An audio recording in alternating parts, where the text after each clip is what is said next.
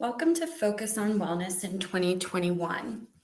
Today, it'll just be myself. As you know, if you've seen this class before, I do often have guests. If you've not been here before, my name is Brianna. I go by she, they pronouns. And I just wanted to kind of explore today a little bit around social anxiety, things that can contribute to that, and benefits of inner child care, and some aspects of, just what healing looks like. If you're here, feel free to communicate in the chat.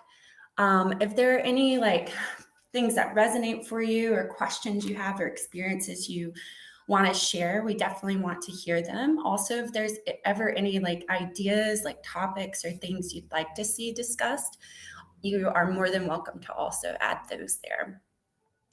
So as I said, I'll go ahead and kind of get into it. And this class today may or may not be an hour. That's usually what it is. But since it's just myself talking, it may go by a lot sooner. You never know. So what is social anxiety? Overall, it's a fear of social interactions. This can be one or more. And a fear of being judged by others, not being enough, saying the wrong thing, anything like that. And I just wanted to kind of focus on that a little bit today, because I'm a person who has a lot of lived experience with social anxiety. Hey, Susan, and anyone else joining today. This kind of came up because it's something that doesn't happen quite as often as it did for me in the past, but I am still wholly human and impacted by the world just like you and anyone else. And so yesterday evening, I had sort of a burst of social anxiety building up, and it sort of started with things have been a little busier for me lately, so I've kind of scaled back interacting with friends and different people and taking more time for myself. For example, over the last week, I binged 2 shows, and that's something I don't do very often, but that I wanted to do and that I wanted to switch up. And so as I finished the series I was watching, I began to just start thinking about all of the people I haven't spoken with recently. And this is a form of social anxiety too, because as it sort of says in it, it's anything to do with our social relationships. So it's not just interacting and moving through the world. It's just how we think about ourselves in relationship to others. And oftentimes it's sort of, it can be a very skewed view in the sense of what we're thinking is often exaggerated in our minds by the anxiety. So I was just kind of, like I said, as anxiety does. And like Susan noted, with the pandemic, it's definitely been hard, right? Gosh, yeah. But just anxiety tends to snowball, right? You start with one thing and then it just can build and build and build and build because you're hyper focused on all of these things, and then your body starts having a reaction to it. So I just began examining, finally examining everything to the point where I just felt so, my heart rate was up. I started to feel really afraid. Maybe I'm not being a good friend. Maybe I'm not being, a good coworker, a good, family member, person in society, all these different things. And I had to really sit with that a bit. And some things I wanted to talk about that kind of has helped me over the years is being able to work with that. I heard recently from someone that I really admire that does a lot of healing work and trauma-informed education, Dr. Gabor Mate. And in his film, The Wisdom of Trauma, at one point he was speaking with someone who has suffered with chronic depression her entire life. And they were kind of going through the story and all the different things that contributed to that. And at one point he said something that really just stuck with me, and that often sticks with me in those sort of ways, is what if your depression isn't such a bad thing, right? Like, it's like we need to address and understand it, but what if we also looked at it as a way of like a cue to tell us something more? And so I know throughout my life, and I'll get into that a little bit later, um, oftentimes anxiety, social anxiety, isn't always, but it can be linked with how we first developed relationships in the world. From zero, from from the time we enter the world to about 14, we're very much like consuming everything in relationship and environment and sort of shaping our views on the world. Our brain is developing, and it still continues to do this, but those years are very, very critical. And so if you were often told, or didn't have space to speak up, or were reprimanded or treated harshly for being seen and heard, we can really internalize a lot of those things. At one point in my life, my social anxiety was so bad that I literally couldn't go anywhere without having a severe panic attack, whether it was work, school, um, going out to meet a friend, going to the grocery store. I'd often find myself paralyzed in parking lots, driving away, feeling, completely just like, you're going to die, because everything is just so heightened in this survival mode.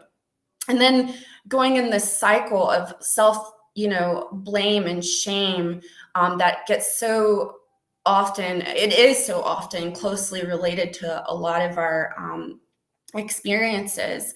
So, and I used to have my palms, Sean said you can really relate.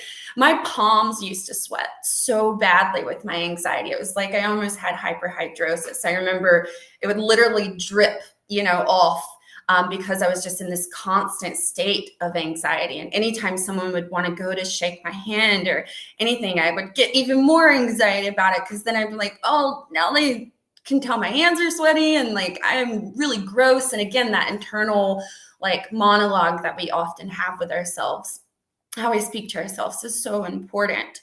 But as I was kind of moving through what was coming up for me last night, I liked this particular teacher that I was kind of listening to something to help soothe my mind, and they framed it around find it, feel it, face it, and heal it. So I think that's so important, and such an easy, like accessible, plain language way of kind of like thinking about things. And this can be applied to so much. But, finding it is noticing, where in our bodies are we feeling that anxiety? Is it in our chest? Is it in our stomachs? Is it in our throat? Is it in our head? Is it in our, lower limbs? Like, where is it? Getting really curious about that. And then once we kind of find it, being able to feel into it and just notice what that feels like. Does it feel constricting? Is there a heat to it? Anything of that nature? And then facing it. And if we're able to, sitting with it a little bit more and listening, to what's coming up, is it, again, that inner monologue that I was talking about earlier, when I started saying, oh, like I must not be a good friend, I must be slacking on this and that, and this project is being neglected a little bit, blah, blah, blah. But really I just needed to rest, right? And it's okay to not always be available, and to have safe connections where you can also explore that. And that's kind of where the healing it comes into play, right? Is being able to sort of, think a little bit more about, what we need, in that moment. In that moment, I needed to, turn the lights down. I needed to do a guided meditation to kind of help me, regulate. That works for me. There's so many different tools and things out there. And taking a bath, playing with my cat, and then just going to lie down and having some water and just really letting myself kind of, take a little bit of a break with it. Sean, you said your social anxiety was linked to a medical condition that you still deal with, and thankfully you're doing so much better. I'm glad you are too. Thank you so much. Yeah, oftentimes, those sort of things certainly are, intrinsically linked with that, because essentially, again, we've got this beautiful, intelligent design that is our nervous system, that is connected to our brain, our digestive system, all these things. So anytime something happens to our physical or emotional body, that then, triggers a response, and some of those responses can get stuck or are ongoing. And I'm curious if you wanted to share, Sean, no pressure if you're still here, of some of the things that you found helpful. I'm glad to hear that you're also doing better, and thank you for sharing that with me.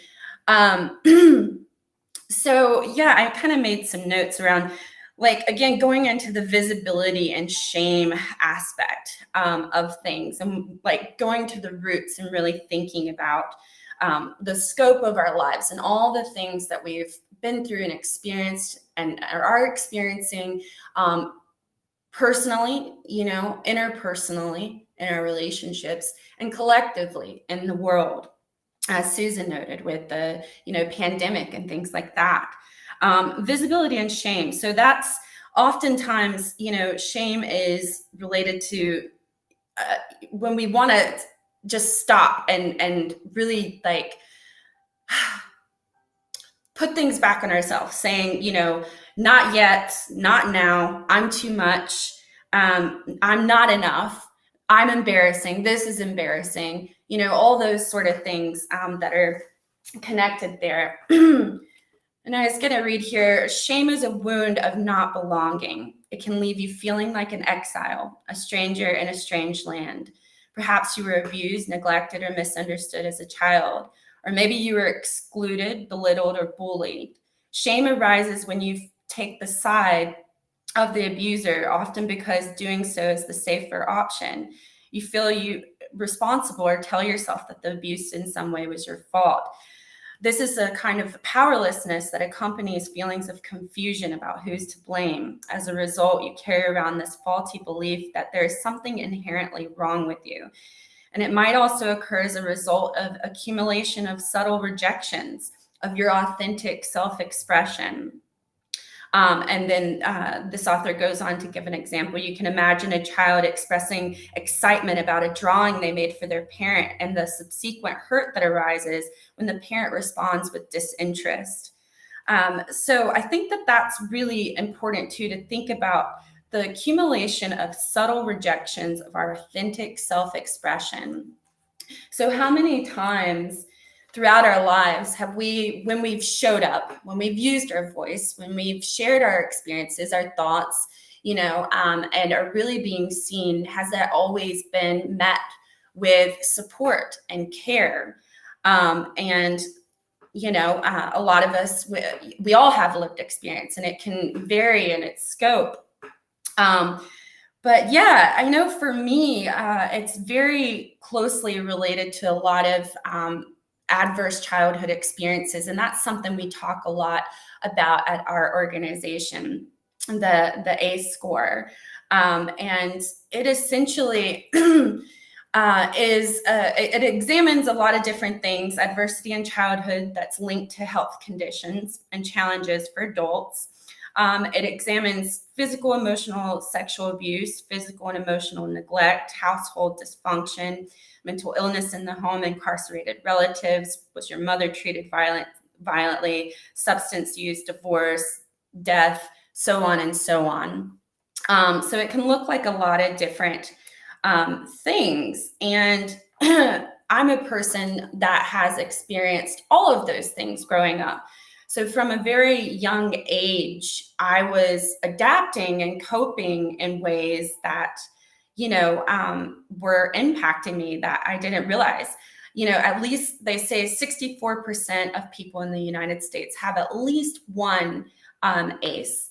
And if you have 7 or more, you're 5 times more likely to report hallucinations. Also, around 4 and up, your lifespan can be shortened by 20 years. You're 50% more likely to have that. You're 4,600% more likely to face addiction, especially with opiates. 76% more likely to have delays in language, emotional, or brain development. Problematic alcohol use, developing COPD, all these different things. And you're 3.7 times more likely to have anxiety or chronic depression. All of these things, as you can see, go up, up, up, up, and up. If you have, the more of these that you have, and there are resources online that you can look this up to kind of see where you fall within that. And I've always found that knowledge is power. So again, thinking about, that visibility, for me, having a dysfunctional home life and being of a lesser socioeconomic status, my identity, being introverted and a little bit more shy, all these sort of things contributed to the shame around being seen. I often remember, just never really feeling like I was enough, and I carried that belief around for a very, very long time. And as I was saying earlier, up until 14, we're very much absorbing a lot of important cues from our environment. And we operate 95% in our subconscious. And that's ongoing, so when we think about that, and that subconscious being the habits and things that we, develop and like begin to use and all of that, that says a lot. That's why it's also harder to change a habit. The brain naturally wants to take the path of least resistance. Yeah, I hear you. It sounds like a lot of us can really relate to that. And that's so true, because so many of us can relate to, anxiety in some form or another. And, even though these things happen, there is this sort of powerful healing aspect that can happen in that space. Like, I knew before I had all the knowledge I have now, somehow for me, I realized it was very much fear-based. And so I would challenge myself, even though I was afraid of shaking that hand, even though I was afraid of showing up, that if I just kept little by little trying, that eventually maybe something would shift and change for me. And it did, and again, when we think about healing, it's a practice, right? It's an ongoing, lifelong practice. And so going back to like inner child care support for our mental health and well-being, this is something I just wanted to touch on briefly, especially if you can relate to, adverse childhood experiences and just dysfunctional things growing up. Working with our inner child can be tremendously helpful. This is something you can work with a therapist, a counselor, a spiritual teacher, a really trusted mentor, people like that. There are a lot of resources online, on YouTube, on various sites, and trauma-informed sites and organizations. But yeah, it's really kind of, to me, something that I've adopted and care very much for. It relates to just that ongoing presence with the younger parts of myself that come up when I'm feeling these wounds, so that might look like, just having a conversation with whatever me shows up, because we, even though we're evolving and get older and move through this, those parts of us, our younger selves, right? They still exist. Every part of us still exists. Our body keeps the score. The memories that we contain are so powerful. And you can explore, journaling is a really great way of just, writing notes to your younger self, sitting with in sort of a meditative practice, with your younger self, and just letting yourself, without editing, share whatever's sort of coming up, and then, sitting with that. And yeah, it can just be incredibly powerful, and re-examining and reframing the language and the understanding of ourselves, having that grace and compassion is so important. There's, room when we began to do this, that we might notice that we have more room for joy, for fun. We began to develop this radical self-love, where we can say, I love me, all the mistakes, all the bad things, the good things. I love me, and I love, caring for me, and I deserve to be cared for. It allows us to create stronger, healthy boundaries.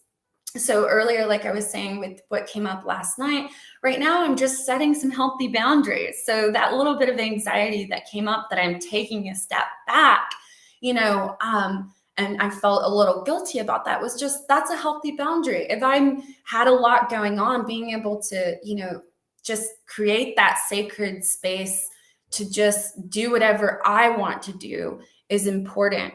It can also look like setting, boundaries just in our relationships in general, whether that's work or with friends or, whoever is in our life. This also allows us to create daily, practices where we can come back to over and over again of how to care for ourselves in those moments. And, it again looks different for everyone, and depending on where you're at, I've been working on this for a really long time. So at this point, it's a lot more easy and accessible for me to go to those resources and things. If you're just kind of getting started on this, it's only natural that it may be a little bit harder. So be graceful and gentle with yourself. Knowing that feeling seen and heard in our relationships and our community is extremely valuable. Our voice, our presence really matters. And we began to develop a stronger sense of confidence as we kind of work through and move through these things, and developing those non-judgmental thoughts, again, like towards ourselves and others, having a broader lens of, what's going on can be extremely helpful. Tips, around what can kind of support us in taking those little steps to work on our healing around this. I think I saw in the chat, Sean shared that taking medications consistently, stopping consuming alcohol, listening to his doctors and things of that nature were really supportive in his journey and how he copes from the day to day. He said that it improved, that once his medical condition improved, so did his social anxiety. And that makes sense to me. So again, like thinking about the little things that we can do to kind of support ourselves, of stepping outside a little bit. Practice, practice, practice. So again, it's okay if you can't do all of these, or, you have some anxiety even thinking about these. But some of those tips can be, what I've found is, making eye contact a little more when you're out in public or wherever, just allowing yourself, to meet someone else's gaze and really be seen and see them can be incredibly powerful. And you can, quickly, change your gaze there. You don't have to keep it, going forever. So just little by little working on that eye contact with others. Often we hear, and those of you that are here know, like finding groups, whether that's support groups or classes, or being able to be with others with shared interest can really help us. So thinking about what are some of the things that you enjoy. Is there something you really enjoy learning about? Is there something you love doing around movement? Is there a specific kind of hobby that you have, a creative hobby, anything. It can really be anything, and just kind of begin to branch out a little bit and explore those things, and challenge yourself to maybe, take that leap and put yourself out there. Um, and of course, finding a therapist, if that speaks to you, can be tremendously helpful. I know I've said it often, but I could not, for me personally, be who I am today or where I am today without that support. Throughout my life, I feel fortunate to have, caring people that I began to develop relationships with and learn from and grow with. And therapy is definitely one of those things. It's something that didn't always speak to me, when I was younger, around 11, 12, and was first being told to, take medications and, go to therapy. That was really difficult. I didn't like it at all. And then throughout my life, as I got older and had, explored therapists in different ways, it often wasn't like my choice. Or there were things involved that weren't comfortable for me. Like, I remember when I was going through some stuff with disordered eating, and my mother just wanted to like support me. So she got me a therapist, and a lot of my stuff was linked to many things, but I was going through, especially during those years, a lot of like sexual abuse. So my relationship to my body and all these different things were just very, very like vulnerable and sensitive. And so having a male therapist for me to try to explore that with wasn't helpful. I also found that, a lot of the ways that, he explored that with me didn't really resonate. So once I kind of, went into my adult years, around my early 20s, I knew that like, I can't keep living like this. I feel like I'm gonna die one way or the other if this keeps going on, and I don't know what to do. The crying spells, the ongoing panic attacks multiple times a day, the way it was disrupting my life. I began to reach out to a therapist then, and I did it for a bit, and then, stepped back and left it, and, life goes on, and then you have other experiences and challenges and things you're working through. And and then about 6 years ago or so, I really got into exploring more trauma-informed therapeutic outlets. So people that were specifically, had a knowledge base of, how trauma impacts us, like adverse childhood experiences, and how all those things were sort of connected to this complex PTSD and all the other things, my anxiety and everything else that was, connected there, all sort of stemmed from this. And through a variety of different modalities, with CBT and DBT and EMDR, and just other outlets, I began to, feel this shift, and at first it's, difficult to see when you're still kind of in the mess of it, right? And you're doing it and you're like, we just, sometimes want that instant gratification, and we just so badly want it to change that we can't see how the change is already taking effect. Even on that first actionable step, just showing up is huge. So yeah, especially, in therapy related to anxiety and stuff, there's a lot of ways you can also not only explore like the underlying things, connected to that, but it's a safe space where you could potentially explore like, role playing, acting out some of those difficult social experiences that you might have, and talking a little bit more about like how you're feeling in your friendships and so on. Having someone to go with you when you're going to events and places can be really supportive. I kind of found some of these tips earlier and found them extremely helpful and sort of reflected on how those things have helped me. If you have someone in your life that's able to be like sort of your buddy, to go to your appointments or to go to these places of interest, like that can be extremely helpful. And then slowly, not only making eye contact with people, as we continue to do that, we can also just engage with them a little bit, give them a smile, or not give them a smile, but, if you feel like it, show a smile, that extra space of engagement helps us feel, more connected in those relationships. Letting ourselves speak up more. I know for me, so often, with social anxiety, even if you have the answer to something, you often kind of hold back, everything, because again, it's that fear of speaking up.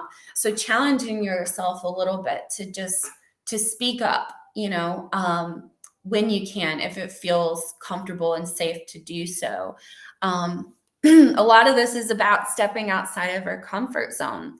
And that's where so much of the growth happens, little by little. As I said, I somehow embraced that fear of showing up over and over again with my full authentic self.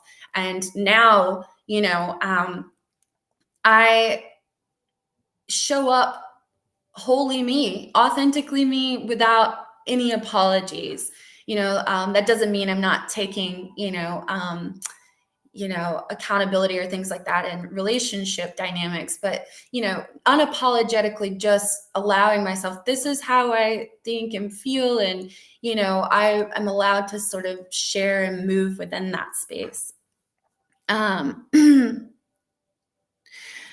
And again, as we know with anxiety, it's often like that rapid snowball effect of our thoughts just going and going and going and going. So allowing ourselves to create little practices that allow us to stop those thoughts if they're going into that space of the spiral. And doing that with a really gentle, compassionate, authentic voice, so noticing, and saying that to yourself, I notice that I'm feeling anxious, and I'm feeling afraid, and, I'm going to get through this, and I'm going to allow myself to do something to, shift my thoughts, whether that's putting on music or a show or changing the environment that we're in, and allowing ourselves to say yes more, to social interactions can be supportive when thinking about social anxiety. Only you can say what your personal boundaries and needs are within that space. But again, so often we are avoiding certain situations or find more comfort in being alone. And that's sort of, again, that balance of understanding, as an introverted person, I get really, I love getting to know people and having deep, authentic connections. I also get very drained after a certain point of time. So, and I really enjoy alone time with myself. So allowing yourself to honor that, but also if you're noticing that you're maybe feeling gosh, I really would like to do more. And the reason I'm not is not because I don't want to and I'm comfortable being alone, but it's because I'm afraid of showing up at that space. So just challenging yourself, here and there to engage in some of those spaces that you would want to be in. And yeah, as a sort of thinking again about how ACEs impact our mental health and just many other things, there's a thing called neuroscience, which is a body of knowledge that sort of contributes to deeper trauma-informed understanding. And each letter stands for a different field. So the N stands for the neurobiology. So it's how it gives us information on how toxic stress and adversity and trauma impacts our brain development and function. And so, and there's some work around this that I just continue to explore and learn, because it's helped me a lot understanding the why behind things. It's allowed me to feel more free and liberated. Just having that understanding and feeling less alone in the experience. So often they talk about the how and why we flip our lids. And there's a lot of work around this. I'm forgetting the names of the people, but they often do like this, use this as an example, the fist being like the front brain. So where our prefrontal cortex, our frontal lobe is, that's like our rational brain, our decision making, and verbal processing. And so when we have a real or perceived threat, oftentimes what happens is we flip our lid and the brain goes offline into this sort of survival mode. And it becomes challenging to really, do any sort of list making or think about the pros or cons, or, your organization. All of that is impacted.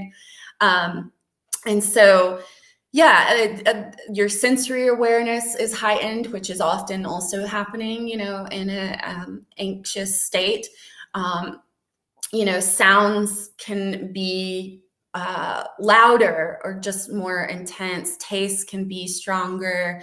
Our vision, the way touch feels, everything can be dramatically impacted. Our attention is impacted. So it becomes, we have more divided attention. It gets harder for us to have selective attention and focus on really what's in front of us right now in the present moment.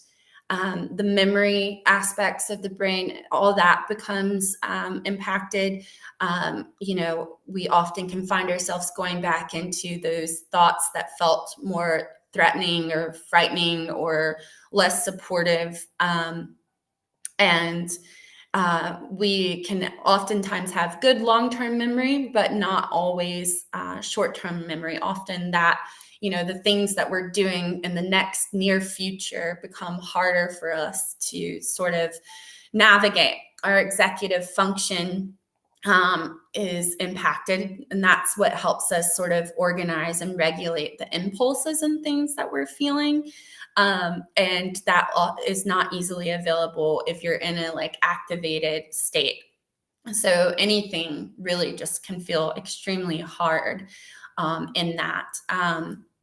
And so epigenetics, the E in the neuroscience, and I think I have, well, I thought I had that on here too, but maybe not.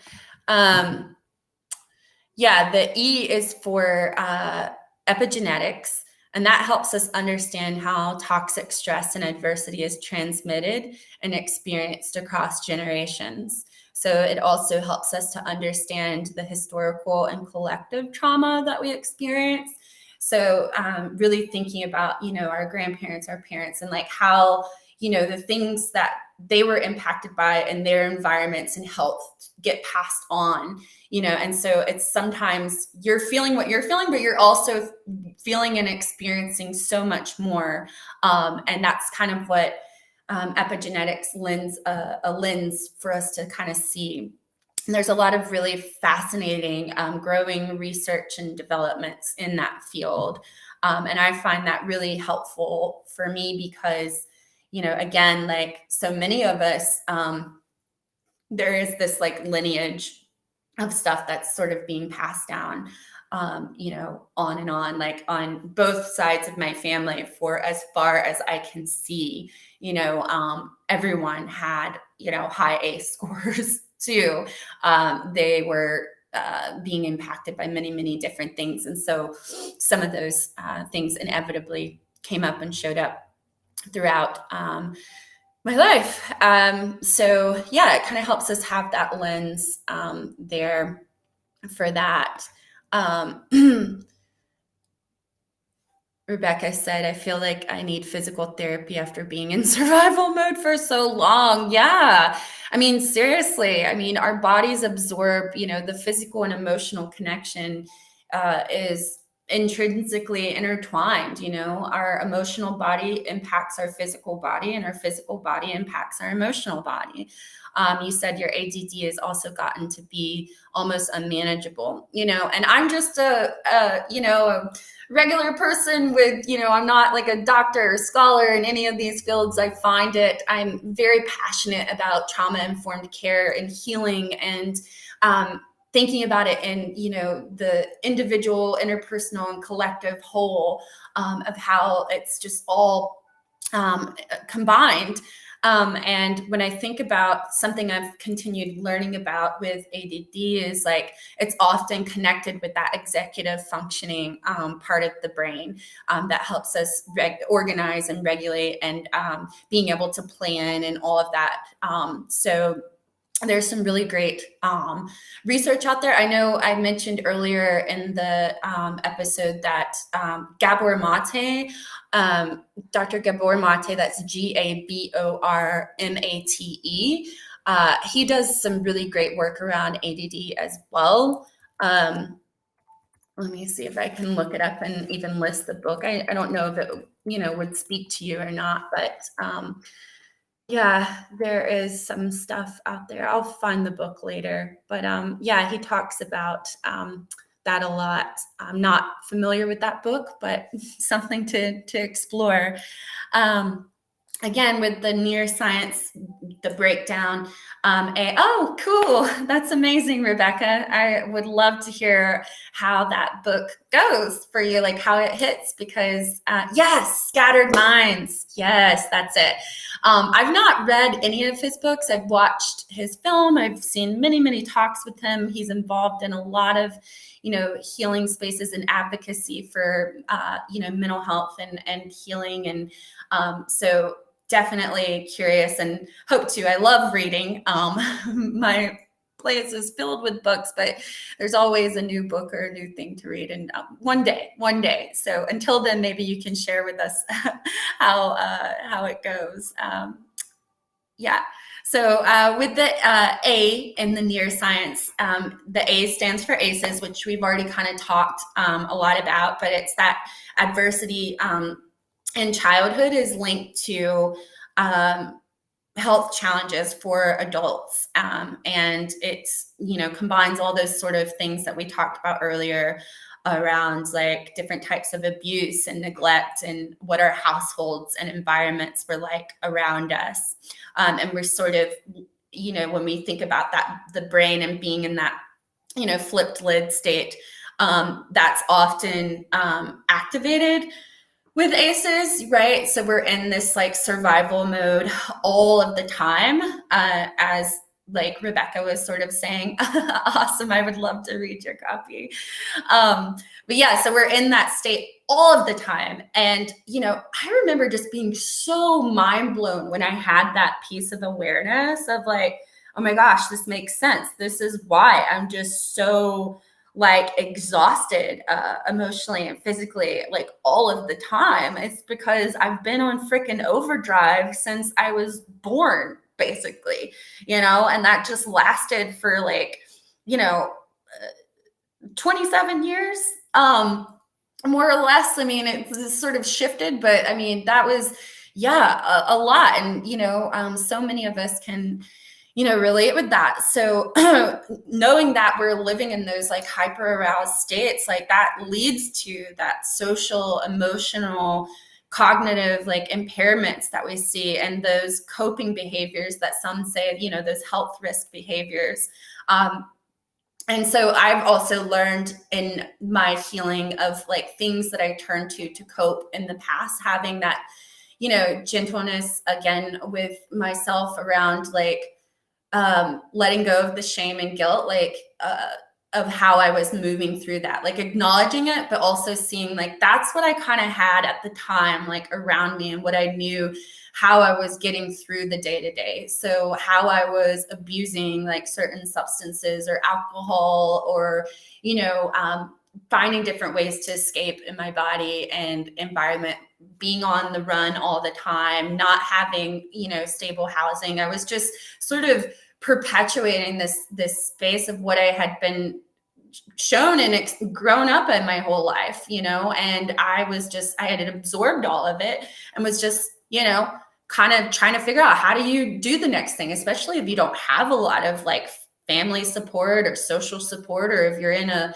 rural area or area that just doesn't have a lot of resources. And then we know that the resources we have often are so underfunded and lacking, not because there's not a want of it, but because of often just sort of the regulations and funding that is impacted there. But we've always as human beings, found ways of being resilient and finding community and support. And so these are some of the amazing ways that we can sort of, restore and think about things in a different way. And then the R in the neuroscience is the resilience piece, like how we are able to reverse and some of those symptoms and help ourselves and to heal, that it's not this death sentence that we are told or internalize or feel,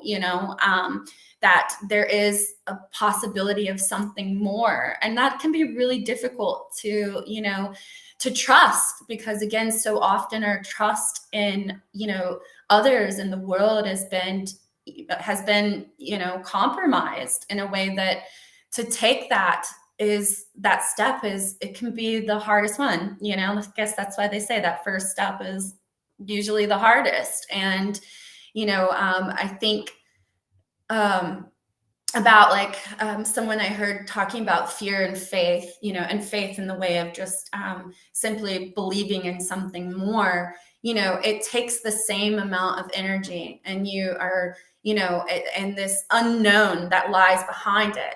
But where do you want, to put your energy into? Do you want to, if you keep doing that, finding yourself playing into the fear over and over and over, that's going to create just this ongoing toxic stress that we've already been experiencing, and really kind of limit our ability to thrive and shine and show up and heal. Or we can put our energy into the faith that something, I may not be able to see what that looks like or envision it just yet, but I believe in my capacity to heal, and I want to heal, and I'm going to just try it and step out there and see what happens. And, that begins to help restore our connection to ourselves, to others. It impacts, the way that we're able to serve and show up in that way. It affects our self-efficacy, our self-determination, being able to move through things, and enhances our self-reflection, that ability to really just kind of, intuitively like listen, in that introspective way, of what your inner voice is really kind of calling to. And so again, that's the near sciences that if you're interested. And I think about a quote, and we're kind of getting to the end here. Thank you so much for being here, for chiming in the chat, for showing up for yourself today. That's incredible. So I hope you can give yourself gratitude for that. Those little pieces of, thankfulness and acknowledgement have such a tremendous ripple effect in our lives. So I do hope that you're able to give yourself credit. But Krishnamurti, a philosopher, speaker, and writer, he had said, and this gets quoted often, it's no measure of health to be well adjusted to a profoundly sick society. So again, just kind of going back, and when I think about the inner work and, going through my history and the generational history lens of, my lineage and all of my experiences and things that I saw that were inside of me, but also outside of me and so many others. And, the systems that I was fighting through and, up against and trying to get out of, really impacted that a lot. As I said, I mean, we grew up in a very like poor socioeconomic status. So, we were on various, assisted programs my entire life, you know, and we often stayed in places where there were just limited resources. And so it only makes sense with all of these things combined, right, that you would have anxiety. So again, kind of circling back around to that, quote from the film with Gabor Mate when he was speaking to the person about being able to look at the wisdom of their depression. I've been able to find healing in reclaiming my connection to my body and my mind and the world around me, and seeing when my anxiety comes up, doesn't always have to be this, life or death kind of thing. That sometimes, oftentimes, those messengers are there to just show us a little bit more like where we need to, heal, and to recognize that, we are okay and safe.